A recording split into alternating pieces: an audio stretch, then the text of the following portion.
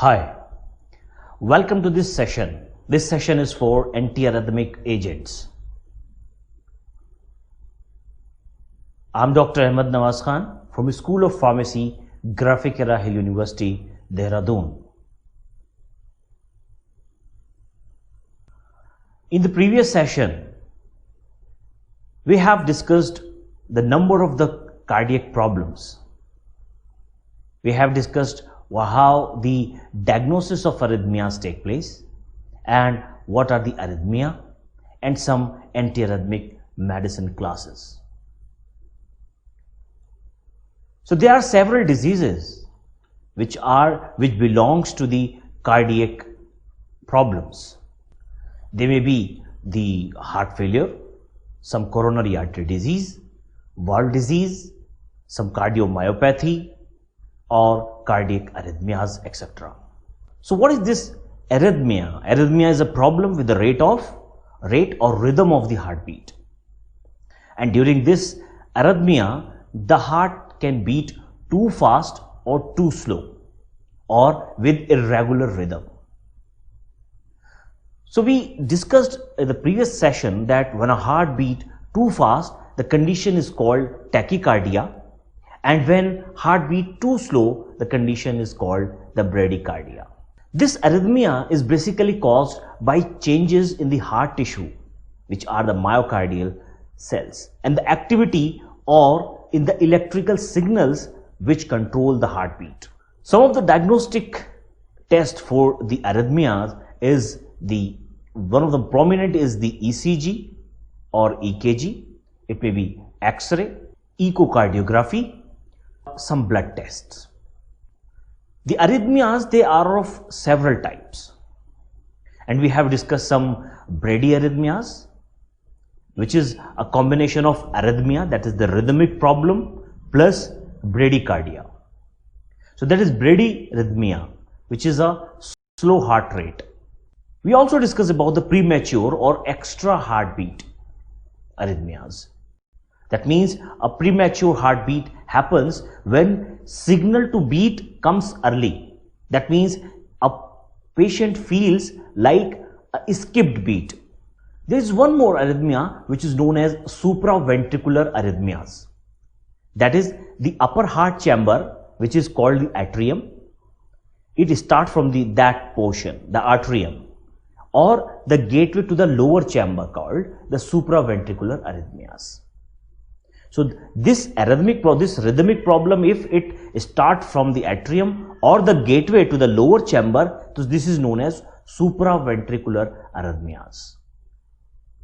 And in this case, the tachycardias occurs, where the heart rate goes up to more than 100 beats per minute. And there are around two situations in the supraventricular arrhythmias. The one is the atrial fibrillation and second is atrial flutter. The atrial flutter is 250 to 350 times. That means 250 times to 350 times per minute. While the atrial fibrillation is cause more than 400 beats per minute. And the last was the ventricular arrhythmias. This arrhythmia starts in the heart lower chamber, and this is very dangerous arrhythmia. This is of two types, the ventricular fibrillation and ventricular tachycardia. So there are number of causes of the arrhythmias. That is, when there is changes to the heart tissue, the arrhythmias happens. It can also suddenly happens as a result of exertion, stress, imbalances in the blood, some medicine, or some electrical signals in the heart, problem in the electrical signals in the heart, and it requires a trigger, and that trigger can be any hormone, can be any chemical inside our body. We discussed some of the medicines used for as an antiarrhythmic. These are the adenosine, atropine, some beta blockers, blood thinners, calcium channel blockers, digitalis or digoxin, potassium channel blockers and sodium channel blockers. So now let's discuss that what are the cardiac conducting system and the electrophysiology of the heart. So before we move on to the drugs, so we should understand that how a cardiac conducting system works and what is the electrophysiology. Actually, the cardiac action potential is there to measure the potential of the heart cell. This is the membrane potential actually, and because of the ECG and EKG, they are based on this cardiac action potential. This is caused by the movement of the organ atom, which are called the ions, right? They may be the sodium ion, potassium ion, calcium ions, right? And they goes between the air inside and outside of the cells. We will discuss then in the coming slide. So through the proteins which are called the ion channels. This contraction and relaxation of the heart is based on the two proteins which are the actin and myosin. There are cardiomyocytes which are the myocardial cells. These myocardiocytes or cardiomyocytes are the cell which make up the heart muscles or the cardiac muscles. These cardiac muscles, they primarily involved in the contractile function of the heart, and they make or they help the pumping of the blood around the body. And there are two proteins which play important role. These are actin and myosin. Have you ever think that how the cells of the heart, they create the rhythmic impulse? Actually, the cells which are the myocardial cells, they create the rhythmic impulse or setting the pace of the blood pumping. And these cells which create the rhythmic impulse, they are the pacemaker cells. They directly control the heart cell and they make up the cardiac pacemaker. That is the natural pacemaker of the heart. These cardiac pacemaker cells, they are mostly found in the sinoatrial node, SA node. You can see in this diagram of the heart that there are the SA nodes, which is situated in the upper part of the wall of the right atrium. These cells, they have natural automaticity. We will discuss that what is an automaticity, meaning that they can generate impulse themselves. This is the automaticity. The conduction system of our heart is based on this automaticity. And these pacemaker cells, they are also called the interstitial cells of the Kajal, because these pacemaker cells, they are also in the kidney, they are also in the stomach, and they are also in the cardiac zone. So you can see that this is the ECG, simple ECG, which is based on PQRST, and how these normal and some abnormal ECG it looks like. Here in this heart diagram, there are SA node, AV node, Purkinje fiber, right? Bundle of His, right bundle branches and left bundle branches. So SA node and AV node, there where the impulse generate, and that comes into change in this electrical signals is noted through an ECG in the form of PQRST. Now this sinoatrial node, which is the SA node, it normally generates the action potential. And this impulse, it travels through the internodal pathway into the right atrium, that is atrioventricular node. And from this AV node, the impulse then travels through the bundle of His, and that goes down to the bundle branches. So there are some fibers down the branches, and which are helpful in rapid transmission of the electrical impulse. These are very basics to understand the overall heart system, how the arrhythmias occurs and what are the basis of the ECG and EKG. So now the electrical impulse, they go on either side of the interventricular septum. So these interventricular septum, which are the ventricles, so there are right bundle branch RBB, which depolarize the right ventricle, and there are left bundle branch which depolarize the left ventricle. And these both the branches, they terminate to the Purkinje fiber, which are the very millions of small fibers which are projecting throughout the myocardium, which is the myocardial cells. Now, what is the electrophysiology of it? There are ions channel. So there are two main forces which actually drive the ion across the cell membrane, and these are the chemical potential and the electrical potential. In the chemical potential, an ion will move down its concentration gradient, while the electrical potential, an ion will move away from the ion molecule of like charges. And there is one more potential, that is transmembrane potential. This is basically the electrical potential, which is the difference between the inside and outside of a cell. And this is the unit of this is voltage. It is positive as well as negative. So this cardiac ion channels, they are voltage sensitive gating and time dependence. So now let's discuss that how the action potential and impulse conduction work. So basically there are 5 phases from 0 to 4. You can see in this picture, in this diagram, that there are 5 phases from 0 to 4. 0, 1, 2, 3 and 4, where it begins with the 4 and again with the 4. So this 4, which is a resting phase, this is that then the phase 0 starts, where the depolarization occur, and thereafter the phase 1, where it is known as early repolarization.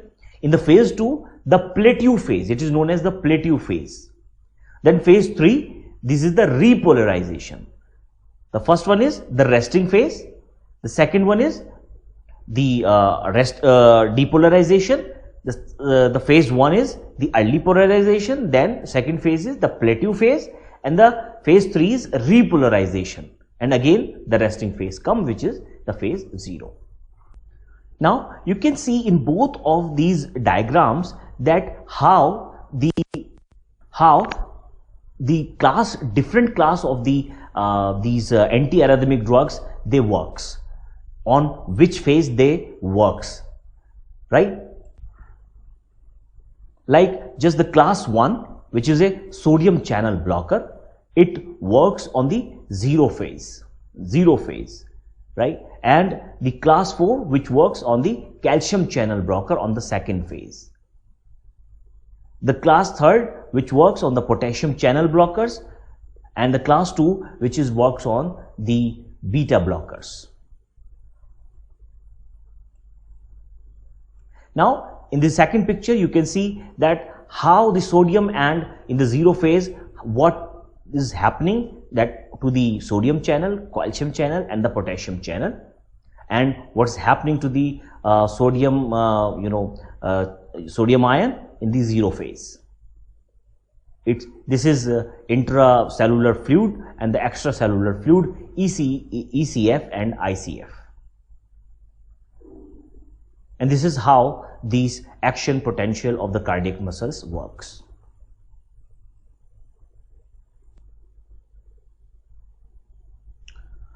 So now, what is the classification of antiarrhythmic drugs? So there are basically the 4 classes of antiarrhythmic drugs, the class 1, 2, 3 and 4. You can see in this table that the class 1 is further divided into A, B, C class. So there are a number of drugs which are written in this table, just like Quinidine, Prokanamide and Diazoparamide. Comes under the class 1 because based on the mechanism of action which lengthen the refractory period. The 1B is lidocaine, phenytoin. These class 2B, they shorten the duration of action potential. The 1C, they are the flecainide and arrhythmia, and they slow down the conduction. In the class 2, they are the beta adrenergic blockers, and you can see that in the previous slide we have done what these class 2, they are the beta blockers which works after on the phase 4, right, which are the beta blockers, and they, just like the propranolol, they slow the AV conduction, atrioventricular conduction time, and that suppress the automaticity. The third class is amiodarone, berytylium, sotalol. So they prolongs the refractionaries. The fourth class and this third class, when it act on the third phase, during the third phase, and these are actually what are these? These are the potassium channel blockers. Now the fourth one is the calcium channel blockers, and these calcium channel blockers, they works on the phase 2, and these are verapamil and diltiazem. They block the slow inward of the calcium channels.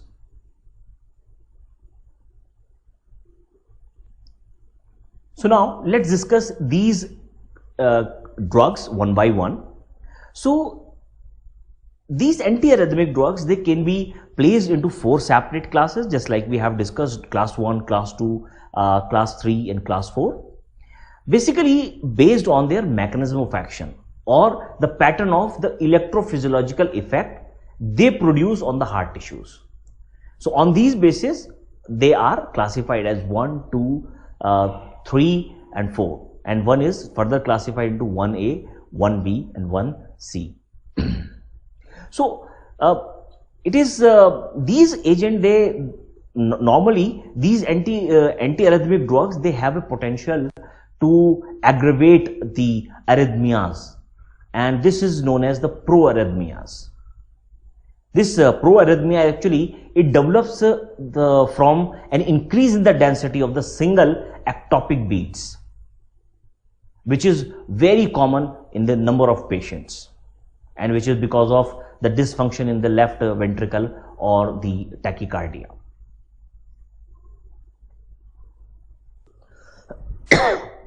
So the first class is, this is actually membrane depressant drugs. This first class comes under the membrane depressant drugs. Basically these drugs, they have membrane stabilizing property. What is mean? That they shift membrane to more negative potential. Just like drugs in this class, they act on the fast sodium channels and interfere with the process by which the depolarization charge is transferred across the membrane. Actually, it is assumed that these drugs, they bind to the sodium channel and they block its function by preventing the sodium ion conductance. So once the drug bound to this sodium ion, it prevents the sodium ion conductance. And the most important drug in this class 1 is the Quinidine and Prokanamide. So these anti-arrhythmic drugs like Quinidine, basically they are local anesthetic also. They affect the sodium sodium ion membrane channels, and that's why they are grouped in the single class, that is class 1. So like the drugs which are there in 1C class, which are arrhythmia, lorcainide and morisazine, they are actually the most powerful sodium channel blocking agents of the comes under the antiarrhythmic agents. So now let's discuss first the Quinidine in this class 1 category. So what is this quinidine basically? This quinidine is an optical isomer of quinine, which is extracted from the bark of the cinchona tree. It's also present in the similar kind of a species. And this is an alkaloid, and it is used for the excitability of the cardiac and the skeletal muscles. And how it do the excitability and the of the skeletal muscles? By blocking the sodium and potassium ion channels. It is available in the market in the form of quinidine sulfate salt. It is used for the treatment of the ventricular pre-excitation of the cardiac dysrhythmias. Now, if we see the structure of this quinidine, so this quinidine, it belongs to a class of compound because it's an alkaloid, and which is basically the cinchona alkaloids. So they are structurally characterized by the presence of cinchonan skeleton. This is the cinchonan skeleton, which is consists of the quinoline, which is linked to the azabicyclooctane moiety. So this is the cinchonan skeleton, and this cinchonan skeleton is made up of the quinoline, which is linked to the azabicyclooctane moiety. So it is basically the alkaloid, which is a cinchona alkaloid. So we can say that this compound is an aromatic heteropolycyclic compound. A very interesting point about this quinidine, that the grapefruit, having this quinidine sulfate with the grapefruit, it may delay the absorption of the quinidine, and that's why it inhibit or it interfere with the metabolism of the quinidine. So we can take it with food or without food, but not with the grapefruit, grape juices and grapes. Now the prokanamide. This prokanamide, this is the structure of the prokanamide, and this prokanamide is used for the treatment of the life-threatening ventricular arrhythmias, and especially for the supraventricular arrhythmias, ventricular tachycardia. So when there is a life-threatening ventricular arrhythmias, so this prokanamide is used. As we have done, we have this type of arrhythmias we have discussed, right? Supraventricular arrhythmias, ventricular tachycardias. So it is used in the life-threatening ventricular arrhythmias. So basically, this prokanamide is an agent which is used for the production of local or the regional anesthesia, and in the treatment of ventricular tachycardia. What happened that it actually manipulate the cardiac muscles, and this is used during the surgery or the catheterization, during the myocardial infarction, during the digitalis toxicity or some other cardiac disease. And overall, this is a sodium channel blocker that stabilizes the neuronal membrane by inhibiting the ionic fluxes, which is required for the initiation and the conduction of impulse. Now again, see the structure of this drug, and this drug prokanamide is belong to the organic compound class, which are aminobenzamides. These aminobenzamides, you can see this structure, which contain the benzamide moiety with an amine, which is group attached to the benzene ring. So this is basically, we can also say this is an organic compound, and which is from the benzoids, having the subclass of benzoic acid and derivatives, and the direct parent of this compound is the aminobenzamides. And through the structure we can say that this is aromatic homomonocyclic compounds. Now the next drug is Diazoparamide. This Diazoparamide is the antiarrhythmic drug under the class 1, which interfere directly with the depolarization of the cardiac membrane. It serves a membrane stabilizing agent, and it has a depressant action on the heart, similar to that of guanidine. Guanidine has an depressant action, right? So it works as a depressant action on the heart, and it also this Diazoparamide, it also having the anticholinergic effect as well as the local anesthetic effect. So this is the structure of this molecule, and it belongs to a class of the phenyramines. And these compounds, these phenyramines compounds, they contain the phenyramine moiety, which is actually the structure which is characterized by the presence of 2-benzyl pyridine, which is linked to 2 methyl group, 2 methylamine, basically dimethylamine, or we can say the propylamine, to form a dimethyl pyridine amine skeleton, which is a pyridine amine skeleton. You can see in this structure that it is pyridine propylamine skeleton, dimethyl phenyl pyridine 2-propylamine skeleton. So this is a organoheterocyclic compound basically, which belongs to a subclass of the class of the pyridine and derivatives and subclass of the phenyramines. And overall we can say that it is an aromatic heteromonocyclic compound.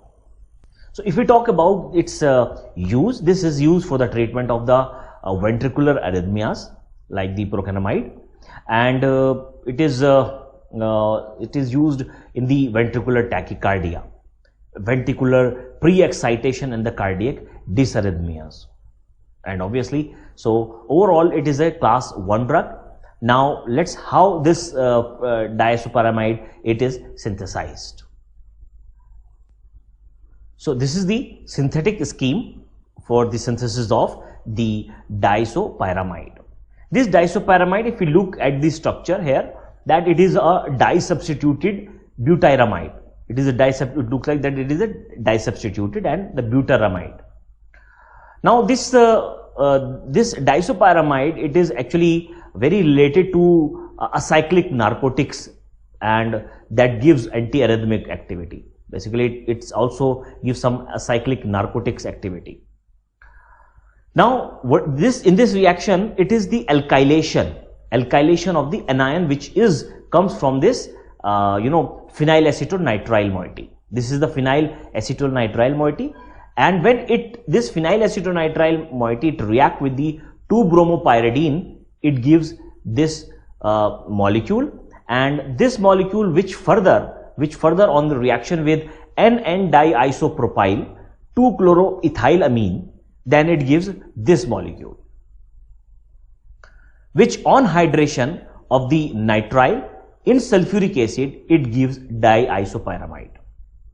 So this is how it is a simple the synthesis, where this diisopyramide, the precursor is the phenyl acetonitrile. When it react with the 2-bromopyridine, it gives this compound, and on alkylation of the anion which comes from this compound and which react with the N,N-diisopropyl 2-chloroethylamine, it gives this compound, and which further on hydration of the nitrile group in sulfuric acid, the presence of sulfuric acid, it gives the diisopyramide. So this is all about the class 1 antiarrhythmic drugs.